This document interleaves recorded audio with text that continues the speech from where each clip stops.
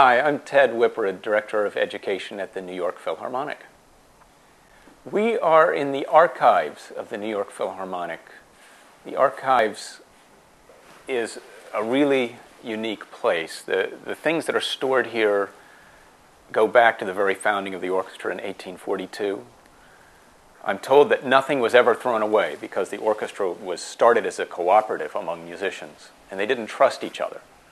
So they held on to everything to make accounting. But everything is here, from all the music directors, from Gustav Mahler, Leonard Bernstein, all their conducting scores. It's a tremendous resource that scholars come and use all the time. The director of education at a major orchestra like the New York Philharmonic is in charge of a lot of different programs that involve kids and adults, and in general open up this great resource, this great organism of the orchestra, to people who might not otherwise get to hear what we do or really understand or want to understand better. So it's a position that didn't exist 20 years ago. I'll amend that. It's about 30 years ago that the director of education position was created here, about the same time it was turning up at other orchestras. So not surprisingly, when I was coming out of school, I didn't know I was ever going to be a director of education. There was no such thing. But now it's really a key position in orchestras large and small. It's a senior staff position here, so it's not an appendage to marketing. It's really its own entity. But the education department really brings together every other function in the organization. We produce our own publications. We produce our own events. We often raise our own money, always taking advantage of the expert departments we have in all those areas in an organization like this. But the education department is almost like a microcosm of the entire organization, sort of packaging things in creative ways to reach different populations. I think the New York Philharmonic is best known for our young people's concerts, which are in their 83rd season now, and even had an earlier incarnation before those 83 years started counting. They were made most famous on television by Leonard Bernstein in the 60s and 70s. It's remarkable how many of the musicians now in the New York Philharmonic say they became musicians because of seeing those television programs or being in the live audience back then. The young people's concerts are Saturday afternoon concerts for families, for kids ages 6 to 12, where we explore a theme over the course of the season in 4 installments. As we speak now, we're in a season where we're exploring the 4 ages of music: Baroque, classical, romantic, and modern. And we introduce the ideas of each of those periods, how to recognize the style when you hear it, what are the elements of that style, and introduce those ideas in really fun and engaging ways. We believe that the fun of these concerts comes in the learning, that just as Leonard Bernstein did in the 60s and 70s, we fill them with real solid musical information that we convey in a fun way. The outcome of the young people's concerts is young people and adults who enjoy coming to concerts more because they understand more what they're hearing. It's really audience education, although, as I mentioned, members of the Philharmonic got their start as musicians because of learning about music that way, so it can lead on to other things. We have other programs that are aimed at different parts of the musical experience. Our biggest program, although not the best known because it's so specialized, is the School Partnership Program, which brings us into 12 New York City public elementary schools this year. It's a program that's expanding, so by the time this is seen on the web, it could be all the way up to 20 schools. It's a program that started in 1994 in response to New York City's excision of music and arts education from the schools. Like many culturals, the New York Philharmonic wanted to find out what to do, and it took some years to develop the program. When it started in 1994, in partnership with 2 elementary schools, it had about 300 students in it. It's something that gives a lot of resource to a relatively small number of kids. It's an intensive program. 3-year curriculum, of music education that involves listening to music, playing music, and composing music. Really all three dimensions of musical experience. The program has grown incrementally to the point where we're now in the 12 schools, as I mentioned, with about 3,000 students, and we're on our way to serving 5,000. But again, it's not about the numbers. You know, we want to bring an intense experience to as many as we can with that level of quality. The funding for education at the New York Philharmonic comes from a lot of different sources. We're very fortunate to have a good deal of endowment specifically for education at the Philharmonic, so that a lot of our budget is guaranteed from year to year because of the really tremendous generosity of some individuals and foundations who have endowed our work. Beyond that, the next biggest source would be foundation gifts, which are typically restricted gifts to specific kinds of educational work. There are many individuals who give gifts large and small to education each year. Government grants also exist. Those are in specific programs at the city, state, and federal level. And corporations, through their foundations, are big supporters. Like the MetLife Foundation, for instance, is the lead corporate underwriter for education at the Philharmonic. The New York Philharmonic was founded in 1842 by a bunch of musicians here in New York. It wasn't the first orchestra to start in New York, but it was the first one to last. It was directed by a violinist named Yoreli Corelli Hill, or U.C. Hill, as he was always known. I know the first piece that was performed here was Beethoven's Fifth Symphony, which was a daring piece of new music to put on a program at that time. The piece is only about 35 years old. You know, pieces that are 35 years old now are considered new and daring, and so it was then. The orchestra was a cooperative in the sense that there was no management. The orchestra musicians were their own management. They ran everything together. They shared in the work and they shared in the income, the ticket income. Performed at a number of different places in Lower Manhattan, because at that time there really wasn't an Upper Manhattan where we are now, not in a real estate term sense. It was really only in 1907 that the orchestra became fully professional. It's really interesting to think that America's oldest orchestra, the New York Philharmonic, was much more like a community orchestra through the 19th century. And for some reason, of all the orchestras that were set up this way in cities across America where immigrants had come and wanted to continue the kind of music tradition they had at home in Europe, of all those orchestras, this is one of the few that lasted. And it's an interesting historical question that I can't address. Why did this one last? Well, in 1907, the board was effectively taken over by a group of women. It was an interesting moment in women's rights, and these were suffragettes. These were people who were working for a greater involvement of women in American society, who came to the forefront of the board of the New York Philharmonic, meaning the governing organization. And they decided that they wanted a first-class conductor from Europe, and they hired Gustav Mahler, whom, of course, we know now more as a composer, but was the leading Austrian conductor of his day. He was here for 3 seasons, right at the end of his life, and they just transformed the orchestra. And sometime after that, the orchestra merged with another orchestra here in New York called the New York Symphony. And so presently, as in this archives, we're able to claim the history of both of those orchestras. And when you put together all the pieces that they premiered that are important pieces in the repertoire now, it makes quite a history. I'm a composer by training and by night. And early on, I discovered during my training that equal to my passion for expressing ideas that I had through music was a passion for getting other people excited about those things. And in fact, I think it's exactly the same thing. You have a musical idea as a composer, you want to structure it in such a way that you get other people excited about it, get them to experience what you've experienced. And that's really what education is. helping other people experience what you're experiencing with an idea. So immediately after my graduate work in composition, I took over the music department of a performing arts high school in New England called Walnut Hill School, which really confirmed my pleasure in teaching in the classroom.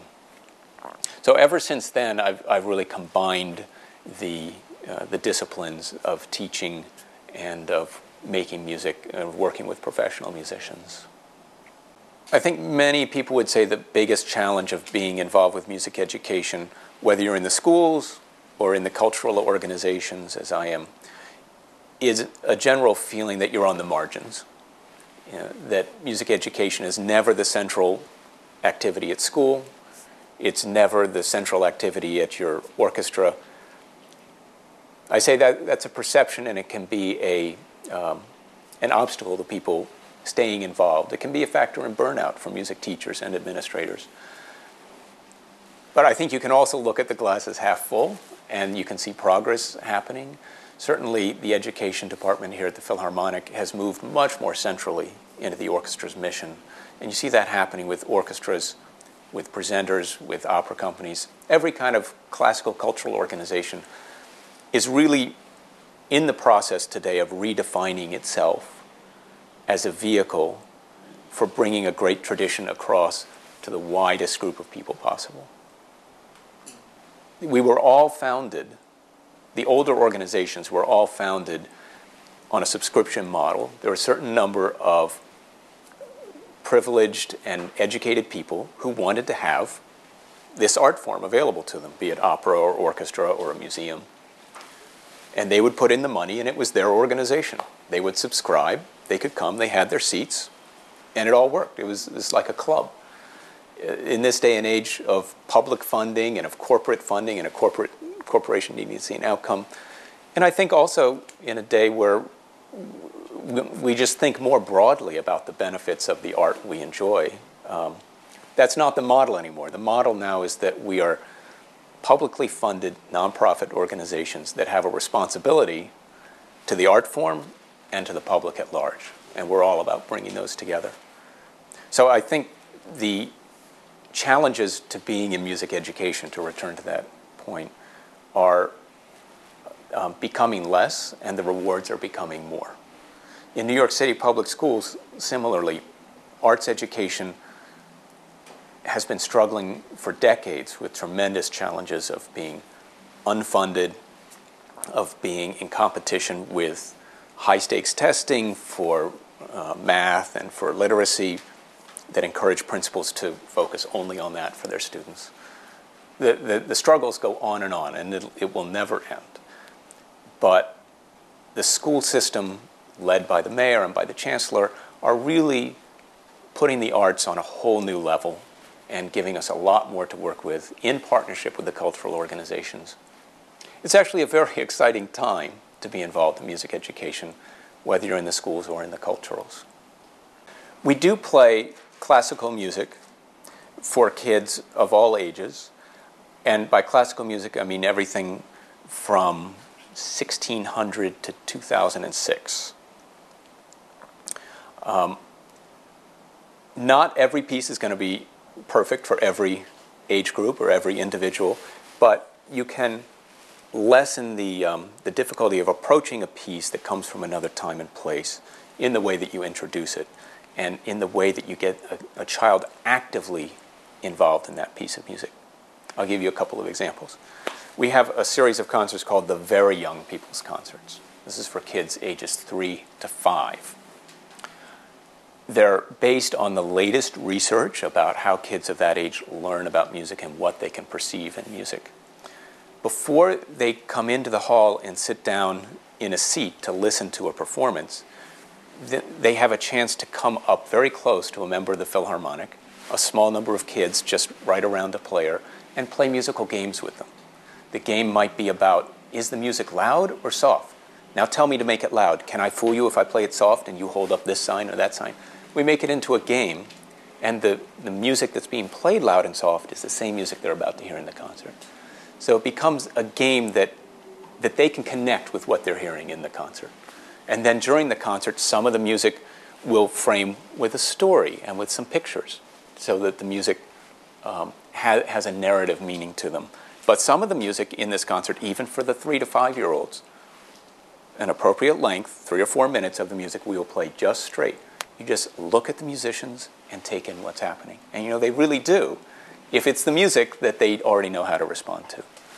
Now, if we're talking about fourth graders, say, in our school partnership program, there are many different approaches, but one might be to take the materials, or let's say the ideas of a piece of music they're about to hear, and engage with those ideas themselves. Suppose you wanted to make the sounds of a garden at night.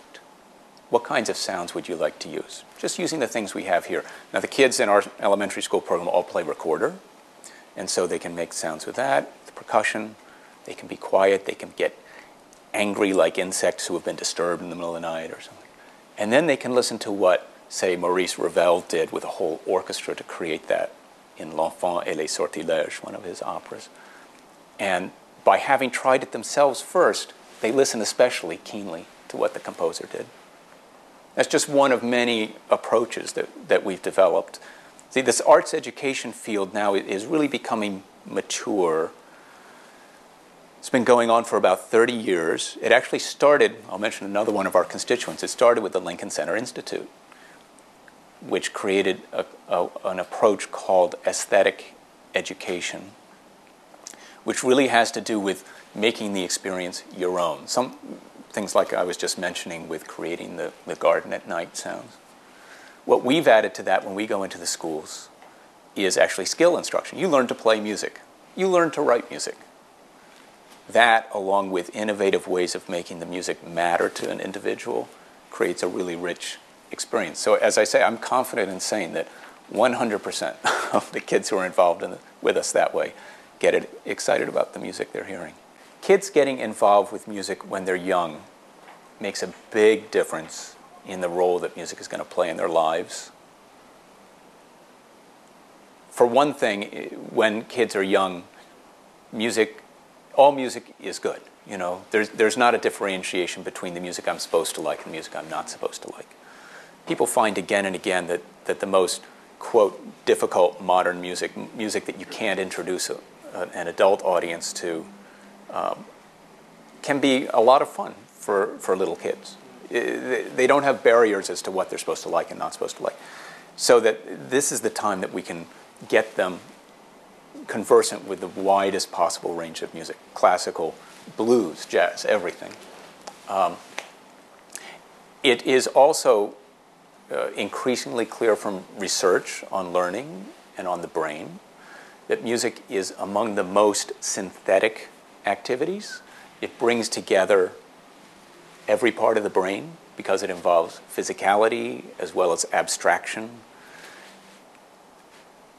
It was said for a time that listening to particular kinds of music, especially Mozart, would make you smarter or make you do better on tests. That's not what I'm talking about here, although I advocate listening to Mozart at any time. But what I am saying is that especially when kids are young and everything is still getting hooked up in the brain, music is just great exercise for the brain. It works out every part of the brain. The other thing to say about young kids and music is more a demographic observation, that surveys of current orchestra audiences find that very high percentages, I can't give you the exact percentage, high percentages of current orchestra audiences had significant experiences of music when they were young, meaning that they took lessons on instruments or sang in chorus. Being directly involved as a music maker is the best predictor of being a music consumer as you grow up. This from the marketing point of view.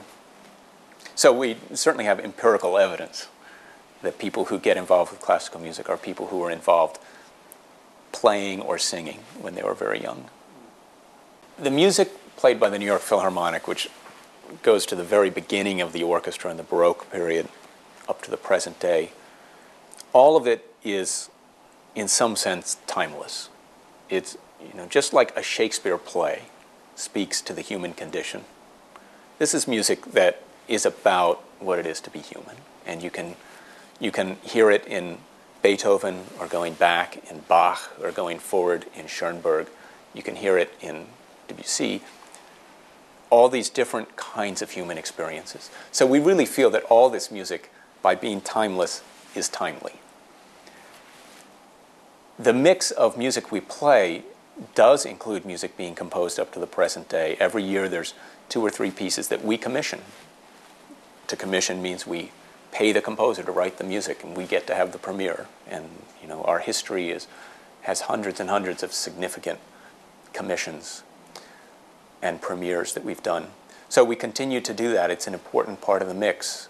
And as you look across the country today, the orchestras that are having the most buzz with their public, the orchestras that are generating the most excitement in their cities, are those that are doing more music of today. There's been a big change in that. 20, 30 years ago, music of today meant music that nobody wanted to listen to. In the orchestra field. Isn't that funny? Not in the movie field or in the book field. Oh, it's today's movie? No, I would never go see that. I can only see a movie 50 years old. Wouldn't that be bizarre? In pop music, obviously pop music, that's what it means. It's the music of today. And that's becoming more and more central to the diet of major orchestras across the country.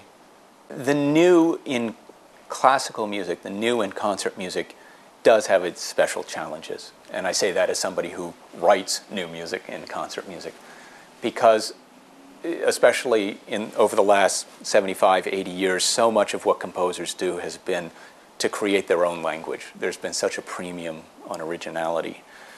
It used to be that if an audience in the 19th century coming to hear new pieces of music, of course most of what they heard was not the greatest music, because it was all new music then. That's all people heard was new music. They didn't hear old music, and that was a problem then. They didn't get to hear Mozart because they were only hearing new music. And most of that didn't last, but at least it was all in the same language, And I think the difficulty for audiences over the last 75 years or so has been that there's been such a proliferation of languages. But I think that composers as a group are gradually recoalescing. There's more of a common tongue emerging internationally. And that what's common about it is that it does everything. Composers now feel free to incorporate anything from the entire past and from every continent. And rather than fragmenting things further, I think it's actually pulling things together because there are more reference points that audiences can grab onto in the course of a piece. When I went to school for composition, there was no such thing as a degree in arts administration. Nowadays, that is really the entry point into the kind of work I do and my colleagues do at orchestras across the country. An education degree is helpful, background in teaching. Again, I was able to start teaching without an education degree because I taught in private schools initially. So I was able to get experience of all kinds just by doing things. Nowadays, it's a maturing field, this field of arts administration and of music education through culturals. And I think study through one of the many programs that exist now across the country is a good thing. But still, I think most important, even more important than that, is just doing the things, and of course, being passionate about them, because you have to be ready to be working on the margins of society, of the media, of the educational world, and be that much of an advocate for the central importance of what you're doing, that you keep it moving. That's what's kept it moving, for 400 years, is people who just feel this is the most important thing in life and are able to bring that passion across to other people. Yeah, being a composer of concert music in the United States today is as exciting and full of opportunity as it's ever been, probably more so. But it's still a very challenging career choice to make. I certainly didn't realize how challenging a career choice it was when I made it. And yet, I wouldn't go back or regret a thing. Learning your craft as a composer is, of course, the most important thing, which we do through formal study. Find a teacher whose music you love, from whom you can learn as much as you can that will really enable you to do what you want to do, what you want to say. It's often said that to become an artist, you have to learn everything and then forget everything. And that's, I think, nowhere more true than with composition, that you really learn to be a composer after your studies are over and as you write music, and you gradually write all the music of other people, get it behind you, and then finally you get to the music that's your own. And that's when things get really fun for you and for your listeners and performers. The musicians of the New York Philharmonic, like outstanding musicians everywhere and in all kinds of music, are people who just have a single-minded devotion to what they do and are willing to do whatever it takes. This is not news. It's a lot of practicing, and it's a lot of listening, and it's, above all, really caring about it, caring about the smallest thing that someone else might not even hear or care about. That's what you're going to spend your day working out or deciding, and then you wake up next week and you've realized it's completely different. It's that kind of saturation of your psyche with the music, and I'm sure that's true in every kind of music. At the same time, being a professional musician in the United States is an increasingly demanding calling, because that I've just described, you have to take for granted, but now more and more is required of a concert musician, a classical musician. Because of the success of work that colleagues of mine are doing in arts education, musicians are expected more and more to be able to do these things too, to be an ambassador for what you do, whether you like working with old folks or with young adults or with little children, that you have a passion for sharing that with other people. So I think it's becoming more demanding rather than less on musicians. They have to play more and more music. 100 years ago, there was a rather narrow stylistic band of the kind of music you had to play. Now, as I say, we play music of a 400-year tradition that spans continents. There's different styles going on at all times in different places, and a musician has to be able to play all that idiomatically, and it's good if they can play jazz too. And many of them do, and many of them, play all kinds of popular styles and bluegrass and so forth. So a musician today has to have incredible versatility to stand out. And this whole area of being able to talk with audiences and being able to craft programs for different kinds of audiences is something that's more and more marketable as well.